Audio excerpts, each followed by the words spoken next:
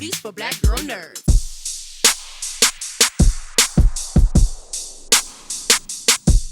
Thank you, Tyler, for your time. I appreciate it. Hey, Jeandra, wow, look at you, your roses and all your bright colors on. Go ahead, it's springtime. I had to pay homage to this movie, so that's why I wore this color. Is that right? Okay, I appreciate it. I appreciate it. The pleasure is mine. What I've always admired about the character of Madea is the consistency and the integrity and the commitment to the character while still staying very pop culture relevant. As a person who produces so much content as you do, and just all the projects that you have going at any time, how do you manage to stay so connected and so on top of pop culture and just not at a surface level? You really intimately know what's going on at any given time, and it shows so much in this film. I appreciate that. You know, my team keeps me on point, man. I'm around on set right every day with most of the crew that are working for me. They're in their 20s and 30s, so they're keeping me up and keeping me hip. So I want to make sure that she's staying on point. And you know, everybody loves Beyonce, so you knew that was coming. Of course. And it's amazing to me how even all of these films, the leading factor of them is always leading with love for the Black woman in any of the Madea films, whether it's Madea, the other characters, whatever the main plot is.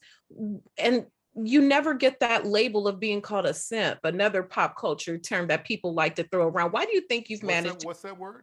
Simp. Have you ever said simping, when they say that, you know, guy is just catering too much to a woman and her needs, but you never get labeled that way. How do you manage to, you know, miss that label? It's never bestowed on you. I'd never heard that, but I tell you, I'm coming from integrity. A lot of this is just watching my mother and my aunts and sisters and growing up and what they went through, and my love for them and what I've been trying to do since subconsciously. I didn't even know this for my first 10 movies or so. It was all about my mother, just letting her know she's worthy of love and care and someone taking care of her. So looking at where we are in the state of the world and all of the other stuff, I keep my intention in a place where I'm just trying to make people laugh and lift them up. So that's why I hope that's the reason. But no matter what label, my intention is to make sure that everybody's feeling good about themselves and we're all feeling loved and cared for and going higher for sure. For sure. When you play a variety of characters, that is a skill in its own to maintain their voice, their mannerisms. But in your films, there's always dance. There's other elements to make the plotting of the story difficult. What's most difficult for you? Maintaining all of the characters and remembering all their nuances, or learning choreography?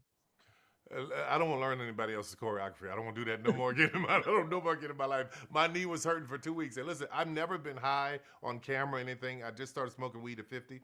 I had to get high to do that Beyonce thing, just so you know. That's a scoop for you. I had to have a joint to be able to do that. Okay, well, I'm from Inglewood. Okay, edibles are, you know, edibles are the other varieties. They scare me because you can't maintain when it's going to hit you. So no, I just one little puff. I'm good to go. I'm talking too much. So I'm talking too much. Well, I thank you, Mr. Perry. I appreciate it. I laughed a lot.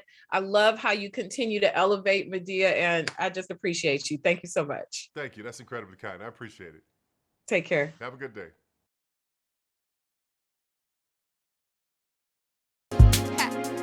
Better shake your booties for black girl nerds. Better shake your booties for black girl nerds.